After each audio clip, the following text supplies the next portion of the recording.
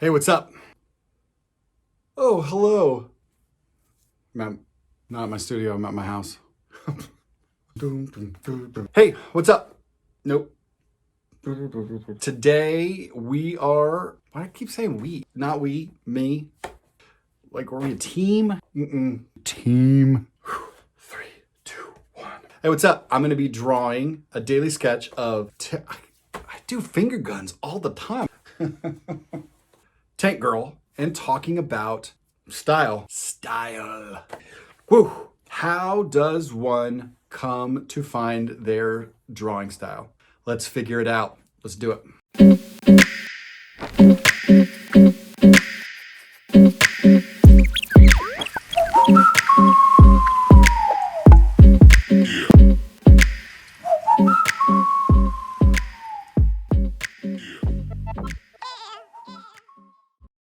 All right, let's talk about the most frequently asked question that I get over the years is, how do I find my style? Ooh, the mystery.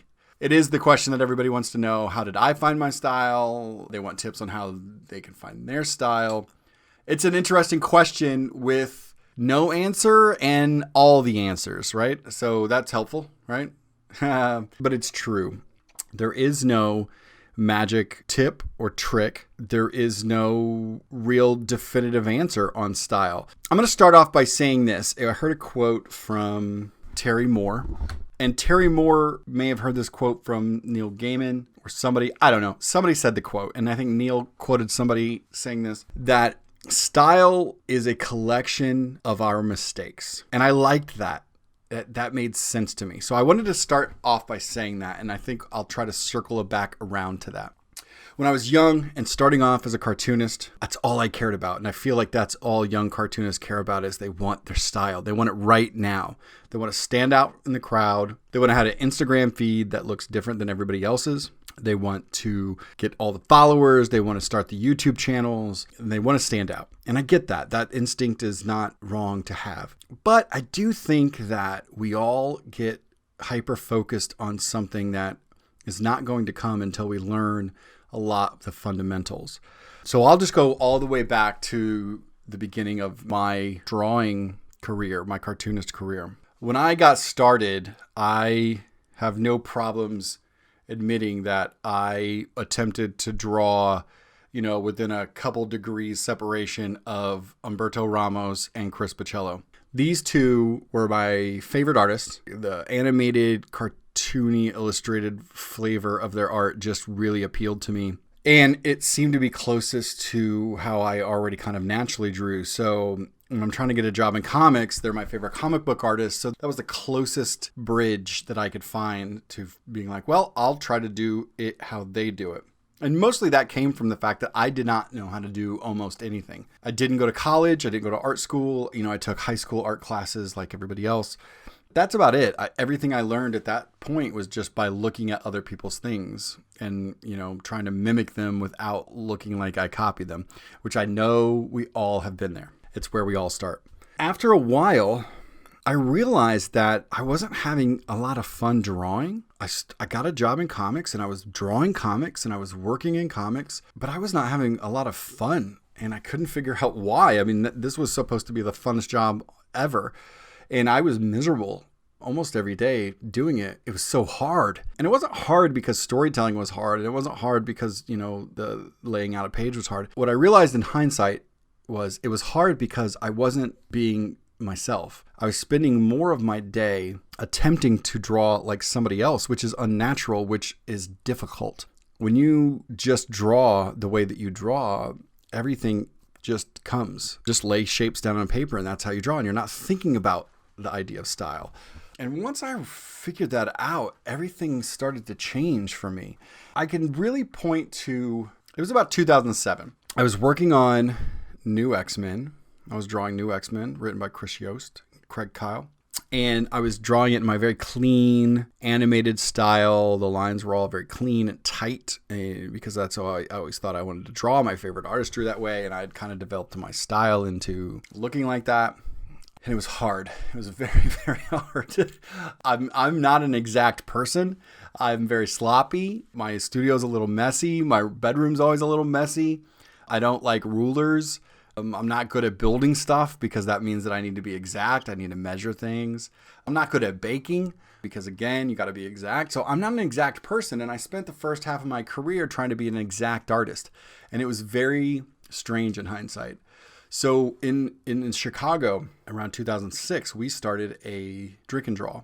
And a bunch of us would get together once a week at a bar, have some drinks, and draw. We'd all throw a subject matter out, and we'd all draw all night and have fun. It was awesome. And when we started that, I had gotten this brush pen, this Kuretake number 13 brush pen. You put a little cartridge in it.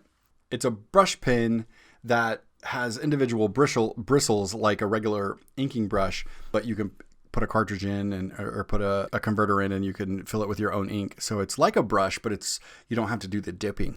So I got this brush, and at this point I had only really inked myself with like microns or pit pens, no brushes or nibs or anything like that. So I was like, oh, you know what? I'm going to be like a legit comic book inker. So I got this brush and started to use it at these drawing nights. And at first I would draw these drawings and I would attempt to go in and ink these things like my favorite artists inkers, right? So the Tim Townsends and Sandra Hope and inkers like that who inked my favorite artists like Umberto and Chris, I would try to mimic what they would do. Very tight, slick inks and, do all the technique. And at these drawing nights, it would take me about 6 minutes before I'd mess the drawing up. I'd be so frustrated that I spent the time, sketching it up, but then I messed the inks up, that I would just rush through the rest of it just so I can have a finished drawing. I didn't want to leave it unfinished, but I would no longer care about it looking good anymore. I just wanted it to be finished. So what I realized after about a month or so of these drink and draws and these messed up drawings, these abandoned drawings that I was do, and I'd scribble out the rest, is I started to realize the scribble half I liked.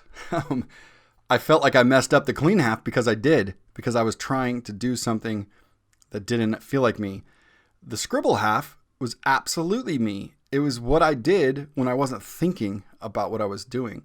And I realized I was doing a lot of drawing with the ink and just thinking on the fly and just laying shapes and lines down. So I kind of embraced that. So for anybody who read my new X-Men run, it was about 7 issues during, like I said, 2007 or so. You'll notice I did 5 issues in a very, very clean style. And then they hit me up and they're like, oh, we were hoping that you'd do 2 more for us. And I was like, cool. But I had went through this process and I didn't ask anybody. I didn't give anybody a heads up. I just decided to do it in this completely new style. So I kind of did it in this really sloppy, sketchy ink style, and it was so fun. Oh my gosh, I had so much fun drawing it. And the next book that I did was The Wonderful Wizard of Oz. And I had this newfound freedom that I felt to try and draw. And I'm going to say this in a weird way, in a new style, but for the first time, draw in my style. Really, truly draw how I draw. So the Wizard of Oz books was that first time in my whole career where I walked to the table and was able to just sit down with a piece of paper and start drawing and ink it however I wanted, and it looked however I wanted. There no longer were stacks of other people's comic books on my table. Before I'd have Greg Capullo comics, or I'd have Chris Pichello comics, or Duncan Rouleau comics, or Umberto Ramos comics, and they'd be all over the place right beside me. So I always had reference on, okay, like how did Umberto draw this fist? Or how did Chris draw this building or this thing? And it was always me kind of hunting down how somebody else interpreted something. And then I would interpret my thing somewhat the way they interpreted their thing or whatever, right? And it was always a play off that. But all of a sudden I found myself like clearing all those books off, not thinking about anybody else, not thinking about style anymore, but just thinking about drawing, and more so thinking about the story and the characters and what they wanted to be on the paper, and letting the style be whatever that dictated. So I'm going to circle back around to what I had said at the very beginning, which is what I learned over the years with those daily sketches, what I learned over the course of the 5 years that I drew Oz, and what I heard later in this quote was, style is a collection of our mistakes.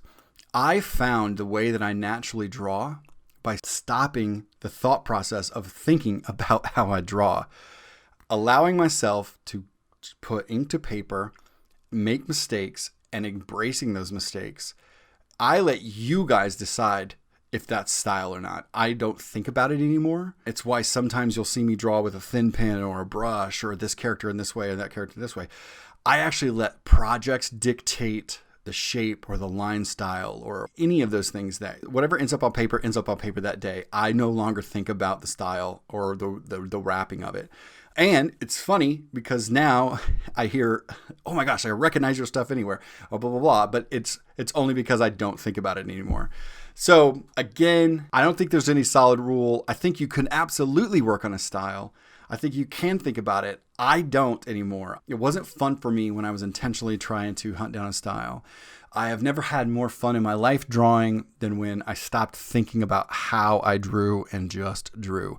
And the great thing is when you let that go, you draw more, and you always get better when you do things over and over and over and over. There's no way for you not to get better. There's my ramblings on style. I am sure that I will bring this topic up in other videos to come. We'll talk about it in the future. It's one of those things that's inevitable. So there's my take on style. I hope you guys enjoy the drawing here today. You can send any topics that you might want me to cover. You can go to the website and send them over to Megan, and we have a Google Doc going right now with a bunch of cool topics that you guys have brought up that I'll try to chip away at over time and discuss on these videos. You can look forward to me doing some videos on the tools I use. You can look forward to me doing some videos on the exact process that I go through, what devices I use at work, and what kind of paper and all that business. We'll get to all that at some point. Right now, I'm just trying to get everything started and do these videos and do some daily sketches and talk to you guys a little bit. So thank you guys for listening. I appreciate it. Subscribe. Go over to scottyyoung.com. Check out the store. We've got a lot of artwork. We've got books. We've got these daily sketches that you see here. They're usually for sale every Tuesday at 10 a.m. Central Time. We've got stickers. We've always got really cool print specials. So go check it out at scottyyoung.com, at Instagram at scottyyoung. And I will see you guys on the next video. Thanks for hanging out.